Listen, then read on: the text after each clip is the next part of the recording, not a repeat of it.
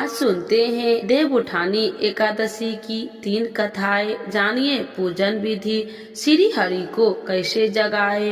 तो एक बार बोलिए प्रेम से विष्णु भगवान की जय, लक्ष्मी माता की जय, देवउठानी एकादशी माता की जय। कार्तिक माह के शुक्ल पक्ष की एकादशी को देवउठानी एकादशी, देवउठान एकादशी, देवउठनी 11, प्रबोधनी एकादशी आदि नामों से जाना जाता है। इस दिन श्री हरि विष्णु निद्रा से जागते हैं। तो आइए जानते हैं देवउठानी एकादशी की कथा। एक राजा के राज्य में सभी लोग एकादशी व्रत रखते थे। प्रजा तथा नौकर चाकर से लेकर पशुओं तक को एकादशी के दिन अन्न नहीं दिया जाता था। एक दिन किसी दूसरे राज्य का एक व्यक्ति राजा के पास आकर बोला, महाराज कृपा करके मुझे नौकरी पर रख ले।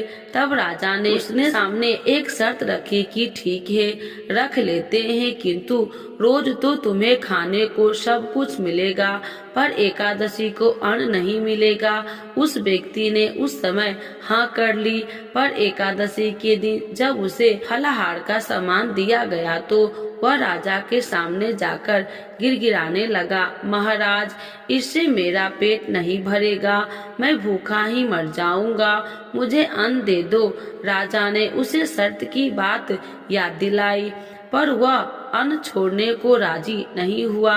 तब राजा ने उसे आटा, दाल, चावल आदि दिए। वह नित्य की तरह नदी पर पहुंचा और स्नान कर भोजन पकाने लगा। जब भोजन बना गया तो वह भगवान को बुलाने लगा, आओ भगवान भोजन तैयार है। उसके बुलाने पर पीताम्बर धारण किए भगवान चतुर्भुज रूप में आ पहुँचे तथा प्रेम से उसके साथ भोजन करने लगे। भोज नादि करके भगवान अंतर ध्यान हो गए। वह अपने काम पर चला गया।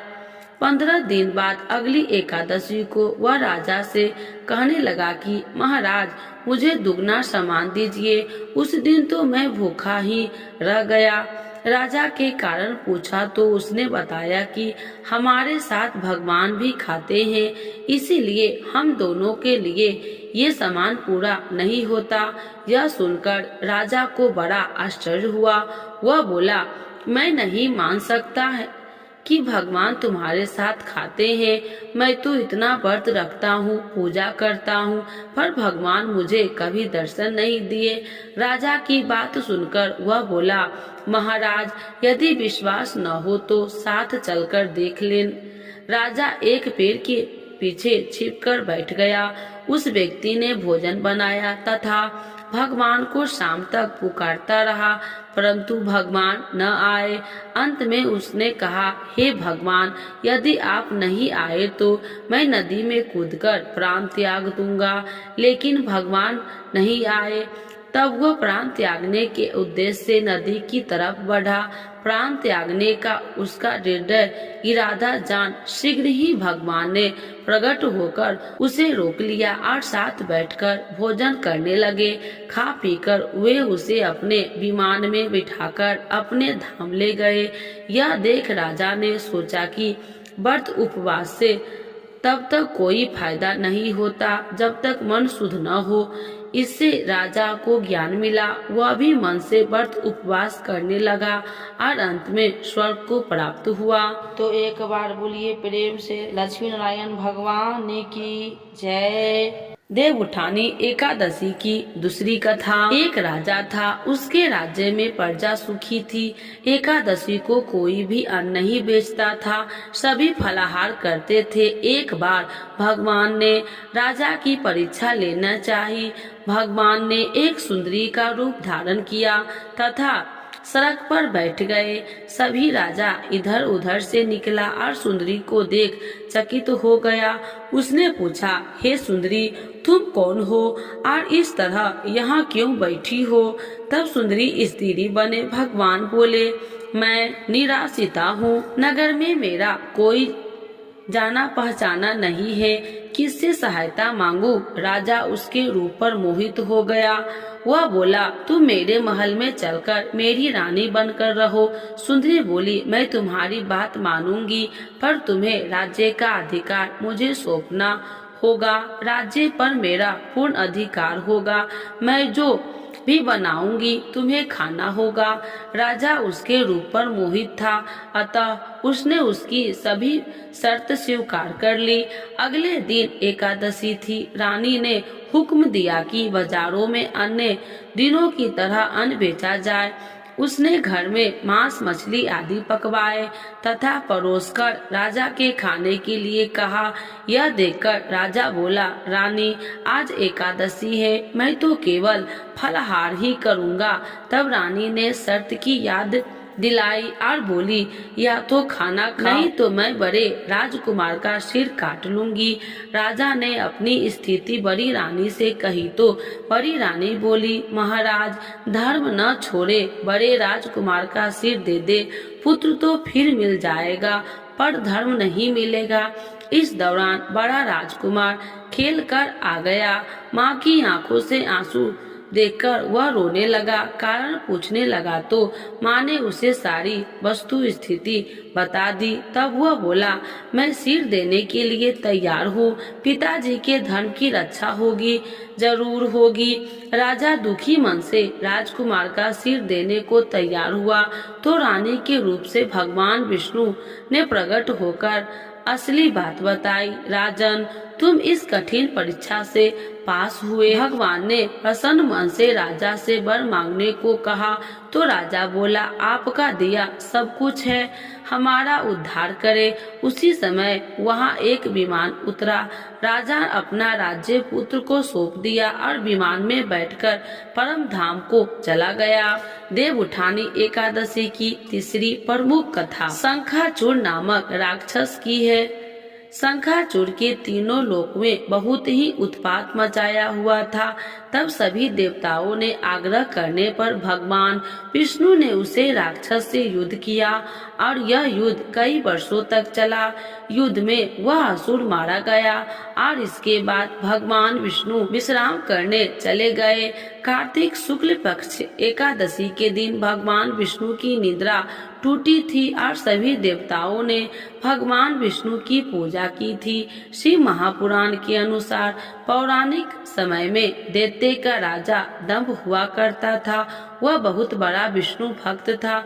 कई सालों तक उसके यहाँ संतान नहीं होने के कारण उसने शुक्राचार्य को अपना गुरु बनाकर उनसे श्री कृष्ण मंत्र प्राप्त किया।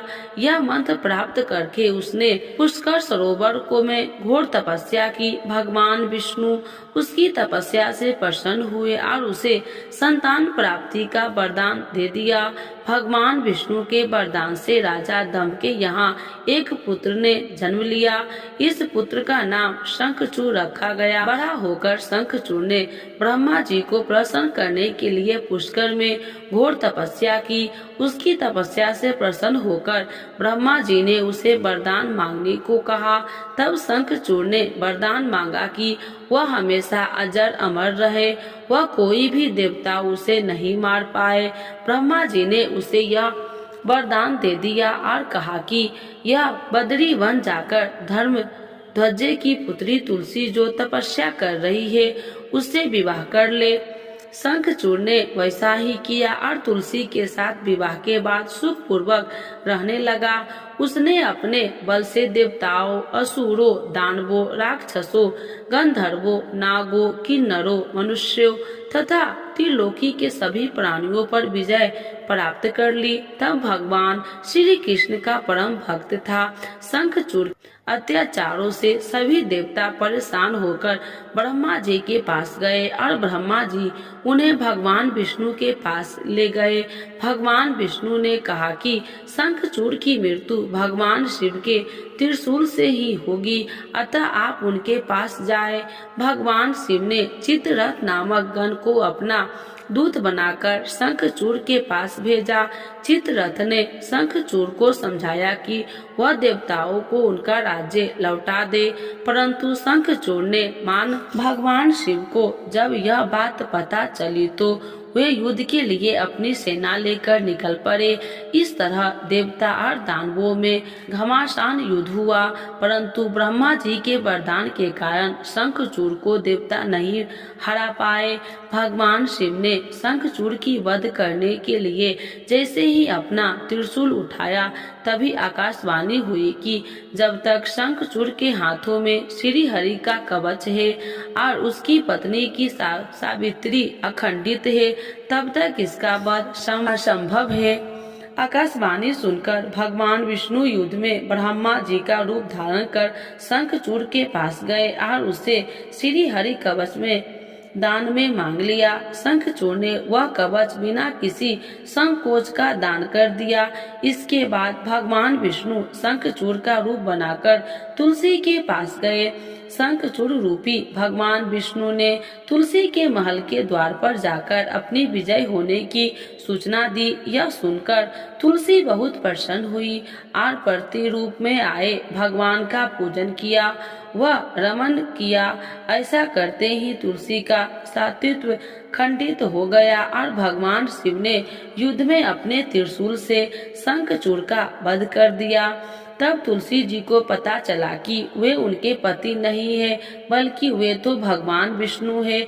क्रोध में आकर तुलसी ने कहा कि आपने छल पूर्वक मेरा धर्म भ्रष्ट किया है और मेरे पति को मार डाला, अतः मैं आपको श्राप देती हूँ कि पाषाण होकर धरती पर रहे। तब भगवान विष्णु ने कहा, देवी तुम मेरे लिए भारतवर्ष में रहकर बहुत दिनों तक तपस्या कर चुकी हो। तुम्हारा यह शरीर नदी रूप में बदलकर गंडकी नामक नदी के रूप में प्रसिद्ध होगा। तुम पुष्पों में श्रेष्ठ तुलसी का वृक्ष बन जाओगी और सदा मेरे साथ रहोगी। तुम्हारे श्राप को सत्य करने के लिए मैं पाषाण शालिग्राम बनकर रहूंगा। गंडकी नदी में के तट पर मेरा वास होगा। देव प्रबोधनी एकादशी के दिन भगवान शालिग्राम व तुलसी का विवाह संपन्न कर मांगलिक कार्यों का प्रारंभ किया जाता है। हिंदू धर्म मान्यताओं के अनुसार इस दिन तुलसी शालिग्राम विवाह करने से अपार पुण्य प्राप्त होती है। तो एक बार बोलिए प्रेम से विष्णु भगवान की जय, लक्ष्मी माता की जय, देवउठानी एकादशी माता की जय। आइए भक्तों, आज सुनते हैं देवउठानी एकादशी 2024 सोए हुए भगवान विष्णु को देवउठानी एकादशी पर कैसे जगाए, जाने सही विधि। तो एक बार बोलिए प्रेम से विष्णु भगवान की जय, लक्ष्मी माता की जय। हिंदू धर्म में देवउठानी एकादशी का बेहद महत्व है। इस दिन से न केवल चतुर्मास खत्म होता है, बल्कि इसके साथ ही देश भर में शुभ और मांगलिक कार्य शुरू हो जाते हैं। धार्मिक ग्रंथों की मान्यता के अनुसार देवउठानी एकादशी के दिन ही 4 महीने के बाद भगवान विष्णु योग निद्रा से जागते हैं और सृष्टि का कार्यभार फिर से संभालते हैं। देवउठानी एकादशी के दिन जगत के पालनहार भगवान विष्णु और माता लक्ष्मी की पूरे विधि विधान से खास पूजा अर्चना की जाती है, लेकिन इससे पहले उन्हें शाम के समय विशेष पूजन विधि द्वारा भगवान विष्णु को जगाया जाता है। आइए जानते हैं इस साल देवउठानी एकादशी कब है और इस शुभ मौके पर भगवान विष्णु को प्रसन्न करने की सही विधि क्या है। देवउठानी एकादशी 2024 कब है। भगवान विष्णु को समर्पित देवउठानी एकादशी पर्व हर साल कार्तिक मास के शुक्ल पक्ष की एकादशी तिथि को मनाया जाता है। वैदिक पंचांग के अनुसार इस साल कार्तिक माह की शुक्ल पक्ष की एकादशी तिथि का आरंभ 11 नवंबर को शाम 6:46 से हो रहा है।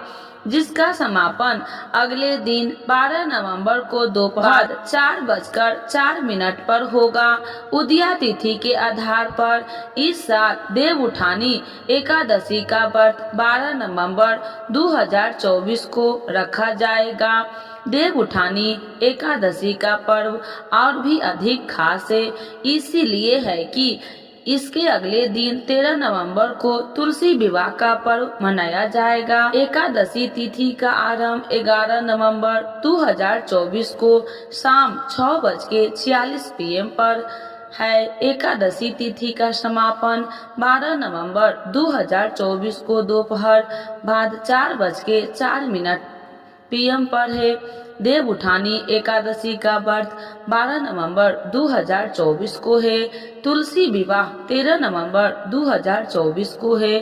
देव उठानी एकादशी भगवान विष्णु को ऐसे जगह देव उठानी एकादशी पर यानी 12 नवंबर को प्रदोष काल में शुभ मुहूर्त को ध्यान में रखकर भगवान विष्णु की पूजा की जाती है और उसके बाद भगवान विष्णु को योग निद्रा से जगाया जाता है। सबसे पहले भगवान विष्णु को जागने के लिए घर के आंगन में पीसे हुए चावल का घोल और चंदन से रोली अर्पण बनाए। इसके बाद उस पर पत्ते वाले 4 गहने से मंडप बनाए। इस मंडप में भगवान विष्णु के शालिग्राम रूप की पूजा करें। पूजन के क्रम में शालिग्राम को नए वस्त्र और नया जनेऊ अर्पित करे। इसके बाद इस मंत्र का भगवान विष्णु आवाहन करे, उन्हें जगाए। इसके बाद इस समय माता लक्ष्मी सहित देवी देवताओं के नियमित 11 दीपक जलाए और सभी देवी देवता की वंदना करे। विष्णु भगवान एवं लक्ष्मी माता की चालीसा। यह चालीसा सुनने से होती है धन्य धान्य में वृद्धि। तो एक बार बोलिए प्रेम से विष्णु भगवान की जय, लक्ष्मी माता की जय। श्री विष्णु चालीसा के पाठ से अच्छे पुण्य की होगी प्राप्ति, माँ लक्ष्मी भी होंगे प्रसन्न। तो एक बार बोलिए प्रेम से विष्णु भगवान की जय, लक्ष्मी माता की जय। सुनिए विनय सेवक की चितलाय, करत कुछ वरण करु दीजे ज्ञान बतलाय। नमो विष्णु भगवान खरागी, कष्ट नसावन अखिल बिहारी। प्रबल जगत में शक्ति तुम्हारी, तिरुवन फैली रही उजियारी। सुंदर रूप मनोहर सूरत, सरल स्वभाव मोहिनी मूरत। तन पर पीताम्बर अति सोहत, बैजंती माला मन मोहत। शंख चक्र कर गदा विराजे, देखत दैत्य असुर दल भाजे। सत्य धर्म मद लोभ न गाजे, काम क्रोध मद लोभ न छाजे। संत भक्त सज्जन मन रंजन, दनुज असुर दुष्टन दल गंजन। सुख उपजाए कष्ट सब भंजन, दोष मिटाए करत जन संजन। पाप काट भव सिंधु उतारन, कष्ट नसा कर भक्ति उबारन। करत अनेक रूप प्रभु धारण, केवल आप भक्ति के कारण। धरनी धनु मन तुम ही पुकारा, तब तुम रूप राम का धारा। भार उतार असुर दल मारा, रावण राधि को संघारा। आप 12 रूप बनाया, हिरण्याकश को मार गिराया। धर्म तेतन सिंधु बनाया, 14 रतन को निकलवाया। अमिलेख असुरन दुत मचाया, रूप मोहिनी आप दिखाया। देवन को अमृत पान कराया, असुरन को छवि से बहलाया। कूर्म रूप धर सिंधु मचाया, मंदाचल गिरि तुरंत उठाया। शंकर का तुम फंद छुड़ाया, भस्मासुर को रूप दिखाया। देवन को जब असुर डुबाया, कर प्रबंध उन्हें ढूढ़वाया। मोहिनी बनकर खलगी मचाया, उसही कर में भस्म कराया। असुर जलंधर अति बलदाई, शंकर से उनकी लड़ाई।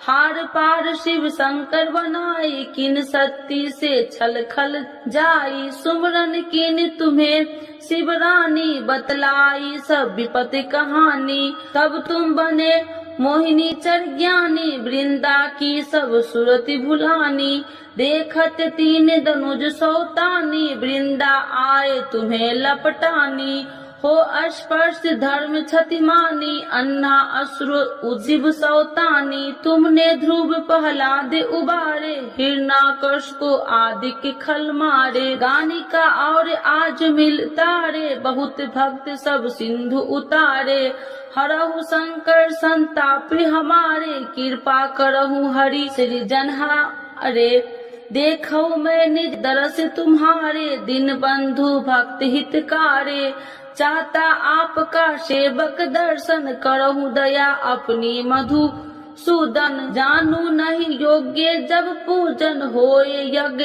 स्तुति अनुमोदन, शील दया संतोष सुलक्षण, विपत्ति नहीं व्रत बोध विलक्षण, करहु आपका किस विधि पूजन, कुमति विलोक होते दुख भीषण, करहु प्रणाम कौन विधु सुमरन, कौन भांति मैं करहु समरन, सुर मुनि कहत सदा सेवकाई, हर्षित रहत परम गति पाई, दीनन दुखित नर सदा सहाई, निर्जन जान लेव अपनाई, पाप दोष संताप नसावो, भव बंधन से मुक्ति कराओ, सुत संपत्ति दे सुख उपजाओ, निज चरण का दास बनाओ, निगम सदा ये विनय सुनाबे, पढ़े सुने जो जन सुख पावे। तो एक बार बोलिए प्रेम से श्री विष्णु भगवान की जय, लक्ष्मी माता की जय। मातु लक्ष्मी करी कृपा,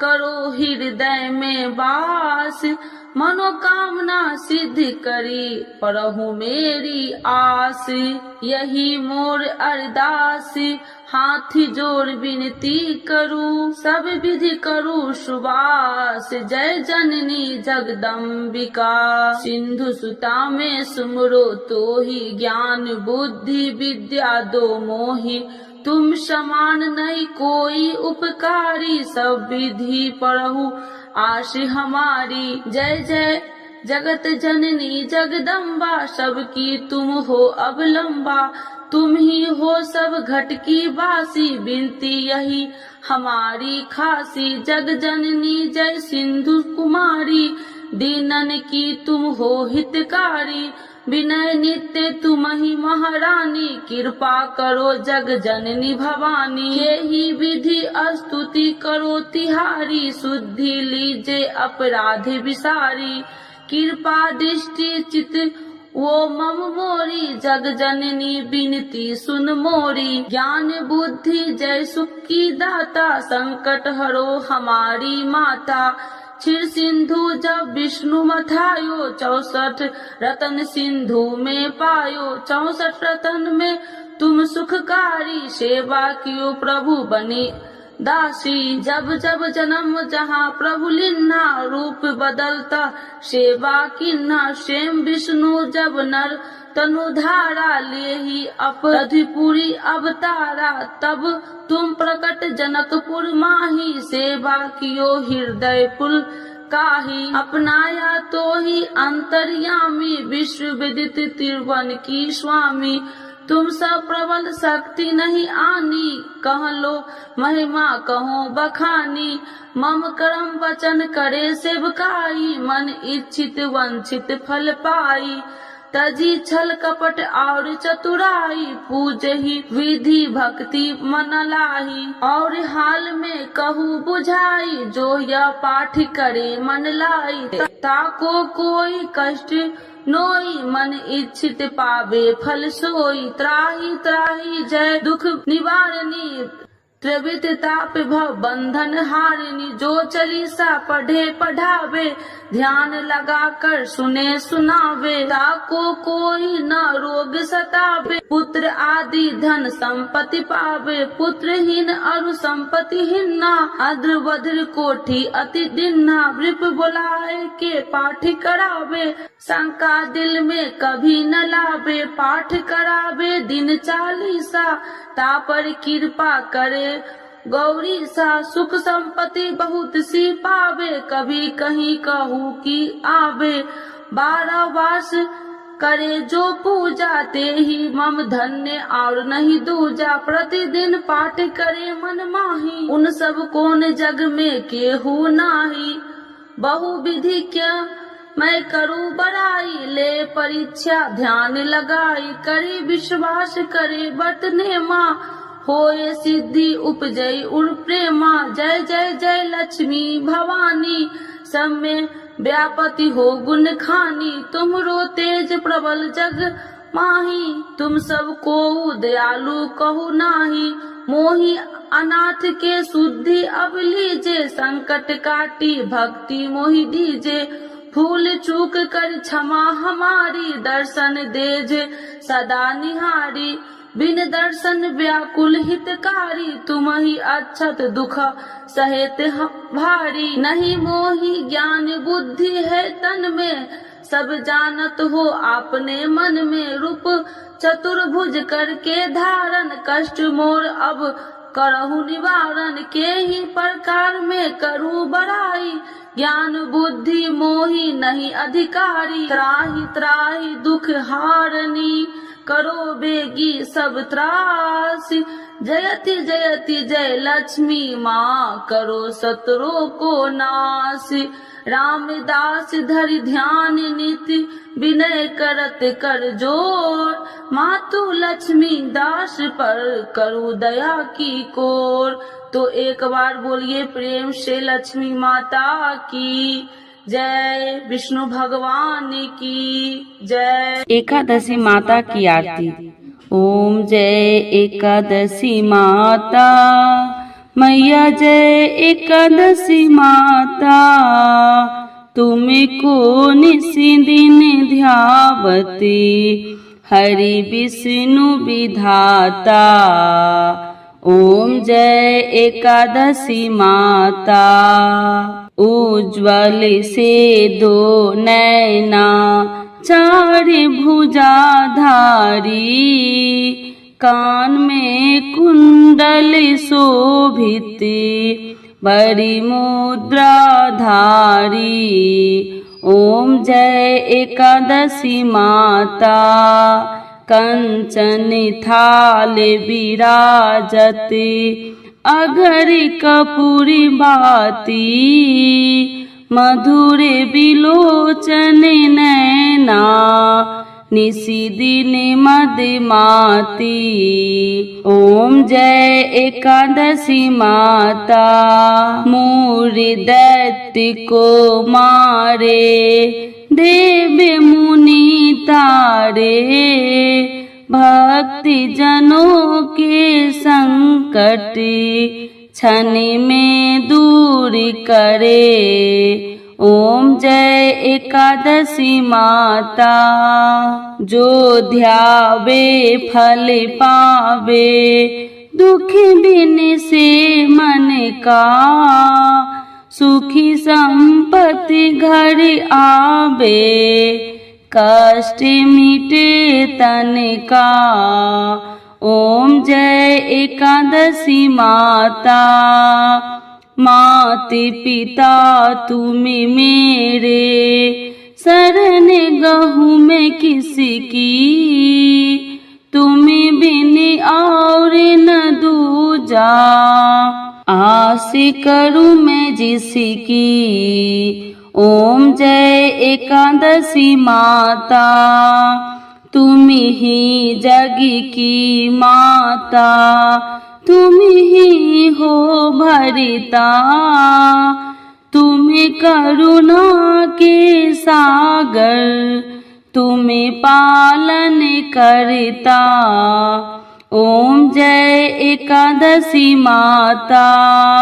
मैं मूरखी अज्ञानी, ज्ञान प्रकाश भरो, डूबी मेरी नैया, भविष्य पार करो। ओम जय एकादशी माता। करुणा हाथ बढ़ाओ, चरण परे थारे, विषय विकार मिटाओ, पापी हरो सारे। ओम जय एकादशी माता। श्रद्धा भक्ति बढ़ाओ, कर चरणों की सेवा, चढ़त प्रसाद नारियल, कदली फल मेवा। ओम जय एकादशी माता। एकादशी माता की आरती जो कोई जन गावे, वैसी बैकुंठ परम पदे पार उतर जावे। ओम जय एकादशी माता। ओम जय एकादशी माता। मैया जय एकादशी माता। तुमको निस दिन ध्यावते, हरि विष्णु विधाता। ओम जय एकादशी माता। मैया जय एकादशी माता। एकादशी माता की जय, विष्णु भगवान की जय, लक्ष्मी माता की जय।